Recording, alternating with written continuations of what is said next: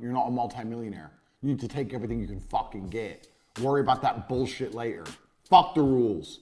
Dude wants to give you laundry detergent and a gold bar and fucking a pile of South Korean won. Who gives a shit? He's paying. Take it. Take the money. Always take the money any way they're prepared to pay. Any way they're prepared to pay. Such a fucking mistake people make. Make it very, very easy for people to pay you, because people can have loads and loads of unique ways of paying. So this happens a lot in Romania. So in Romania, when a company sponsors another company, they usually do it with stock. So let's look at my good friend Sebastian. Whoever knows me knows my good friend is Sebastian. He owns RXF. RXF is a cage fighting organization. So here's our cage. On the cage, you have the sponsors, which get to be all over TV. But the sponsors don't give him cash, they give him product. So one of the sponsors sells roofing things. But they don't want to give Sebastian cash because this is Romania, and it's just Romania works in a different way. So he goes, I don't want to give you cash, I'll give you roof tiles. So he's paying for his sponsorship in roof tiles. Sebastian goes, okay, cool, I'll take your roof tiles. Sebastian takes roof tiles.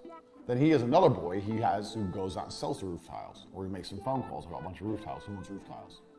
Old school for Moosin. But effectively, Sebastian doesn't go, no, I want money. Because then the sponsor will go, well, I don't want to give you money. I've got a bunch of roof tiles I want to get rid of. And then he'll lose a sponsor. Sebastian makes it very, very easy to do business with him. If you'll pay me in roof tiles, lumber, fucking anything you want to give me, no problem, just give it to me. And all you need from there is one or two other connects to shift the stuff. Because roof tiles are money, because roof tiles are worth money. He gets $5,000 worth of roof tiles. He calls a guy, hey, I got $5,000 worth of roof tiles, take them for $4.5 grand, come pick them up right now. Bang, you may lose $500. Bang, bang, bang, bang, transaction done. Doesn't lose a sponsor. Make it very, very easy for people to pay you, and never, never, never say no to money, ever. 62. This is some basic shit you should already know. You need to diversify to become anti-fragile against attacks. And when I say this, I'm talking particularly about big tech. And also the way you accept money. So the reason I put these in the order I have is because they all lead into each other. So if you're like Sebastian, you're anti-fragile. You're very anti-fragile because the way he takes money makes him very, very hard to stop. So let's say the IRS or the tax services were to come along and freeze Sebastian's bank account. He'll still run his shows because he can just take roof tiles and lumber and alcohol. He doesn't give a fuck. He runs a show, and by the end of it, he's sitting on fucking 400 bottles of vodka, enough roof tiles and lumber to build 3 medium-sized homes. He's fine. Because this is how Romanians are. They're wheeler dealers. They're hustlers. This is the hustlers' university. It's about hustling. You want to give me a whole bunch of wood and some bottles of fucking wine? Cool. Give me it. Sebastian's anti-fragile now. You can block his bank. Doesn't make a difference. Can't stop that man. He's running the shows. He's getting wood. Doesn't give a fuck. Be anti-fragile. So the more ways you take money, the more anti-fragile you are. Because a bank may freeze your account, or you might lose a particular merchant account. So you need to have lots of different merchant accounts, Bitcoin, lots of different ways to take money. You need lots of different banks. But also you need to be anti-fragile in the places you advertise. You need to be on all the platforms, even the ones that aren't so successful, because the successful ones will get banned. I am on Twitter, Facebook, YouTube with 2 channels, Telegram. You've got to be everywhere, all the time. Not even if it's just to reach new people, even if it's to reach the same people different ways, because shit gets fucking destroyed. You have to be anti-fragile. The easiest way to be anti-fragile is to diversify. I talk about this in one of my Tate speech videos, which we're going to reference in here, about you can't go off grid, so you need to be on as many grids as possible. Interesting question. If you guys want to ask me a question, you can email me. Email address is below. Or hit me up on my Instagram at cobratatesales if you really have an important question to answer. I've got questions saying, what should you do when you make money? What's one of the first things you should do when you make money? And this is actually interesting because it's actually something I recommend you guys do now, whether you have a lot of money or not. But we live in a world now of globalization that it's nearly impossible to be off-grid. It's impossible to be beyond the sphere of government control if you want to live a life worth living. You're going to need a bank account. Crypto helps a lot, but you're still going to need a bank account. You're going to need a passport. You're going to need a driver's license. You're going to need all of these things. So the idea of living off-grid is if you want a very simplistic life. If you want a modern life, living off-grid is going to be impossible. For a long time, I pondered what's the best way to live off-grid. What's the best way to avoid a single government having influence over me? Because one of the main reasons I don't care about politics is because I don't consider myself having a leader. I'm in Romania now. I don't know who the leader is. And if a leader came who I really dislike, I could move. I live in countries where I don't know who the leader is, and the world doesn't know, or nobody gives a shit. So I like that. I like feeling like a citizen of the world as opposed to stuck in one place. One of the first things I recommend you do, and this is what I did when I realized that going off-grid is impossible, is actually put yourself on as many grids as possible. I've said to some of my friends who have like $5 grand, and we'll go $5 grand that I want to spend on a holiday. I say, no, if you're going to spend $5 grand on a holiday, fuck that and come out with nothing.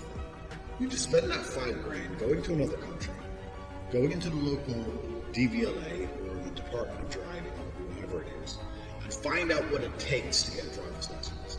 I say this to people and people call me crazy, but I think it's far more crazy that people don't do this. We live in a world now where if you're American, you can fly to England, or if you're England, you can fly to America. You can go into the office and issue driver's licenses. You can say, what do I need to get a driver's license? I've just moved to the country.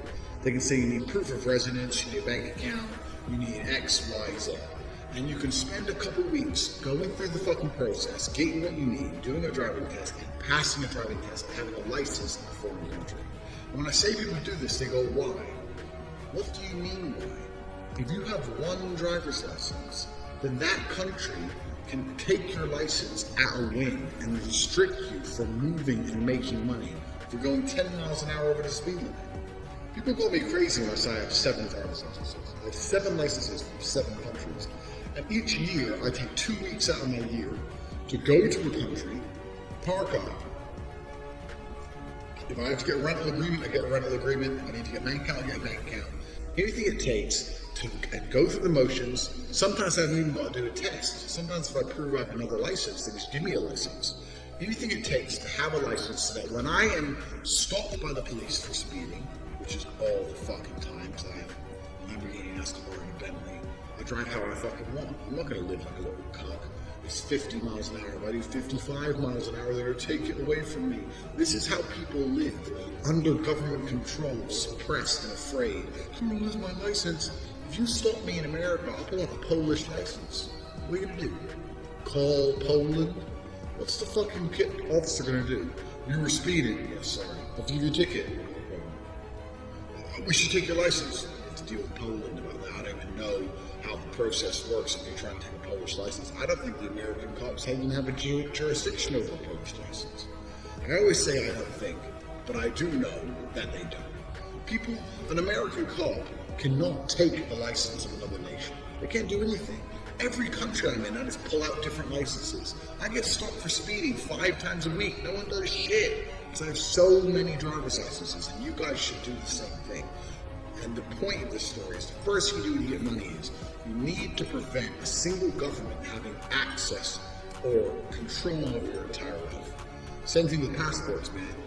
If I fuck up big time and England wants me in jail, I could fly a Nigerian passport, or an American, or an English, or a Polish, or an Estonian. I have so many fucking passports.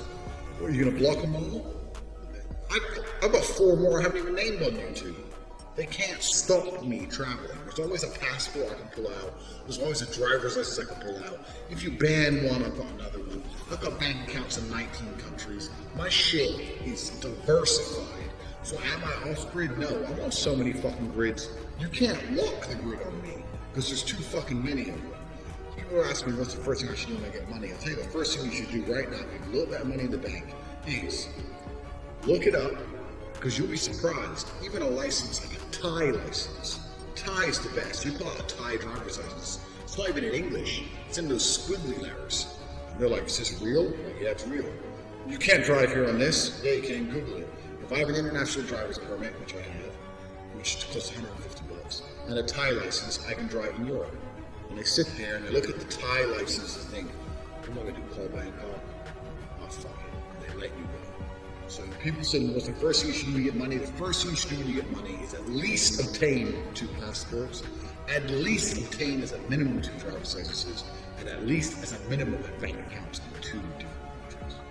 Otherwise, you're living a little cog at the whim of one government. Let me tell you something. Governments are assholes and governments also change. I find it absurd. You motherfuckers right now, all of you watching this right now, are driving to and from work. You needed a car for your livelihood. You need a car to pay your mortgage. And you're living in a world where if you go 10 miles per hour at the speed limit, they're going to take that away from you. You've done absolutely nothing to negate that. People call me crazy for having 8 licenses. I think having 1 license is fucking crazy. Get it done. And the basic lesson behind this is very simple. You need to be able to take money so many different ways into so many different banks. Here, remember what I said earlier, this is your business? You're taking money so many different ways into so many different places. You're advertising yourself in so many different places that you're near impossible to stop. This is how you need to think about anti-fragility. And this is another reason why the whole idea of being super legal with your company. Oh, I've got my limited company, it's all set up. Here's my limited company, and here we are, blah, blah, and we file our taxes. That they can come along and close you down like that. You should have 8 limited companies and 8 different bank accounts and 9 different payment processors. You're a hustler. Hustlers can take money. Even if it's just one company, even if you're still fulfilling it from the same warehouse, even if you're doing one thing, find a way so that you're very, very difficult to pin down. Like, who is this guy? We froze 2 of his banks. He's still driving a Lambo. How? This is a lesson from my personal life. I'm telling you. Anti-fragility comes from diversification. So, you can get one bullshit member of staff and make their job. Okay, we already have one payment processor. Stripe said yes to us, let's say. I want to be on every other payment processor. Sign us up for them all. Get them all approved. Put them all on websites, exact clones of our current website, on domains that we don't make active yet. Be ready to roll.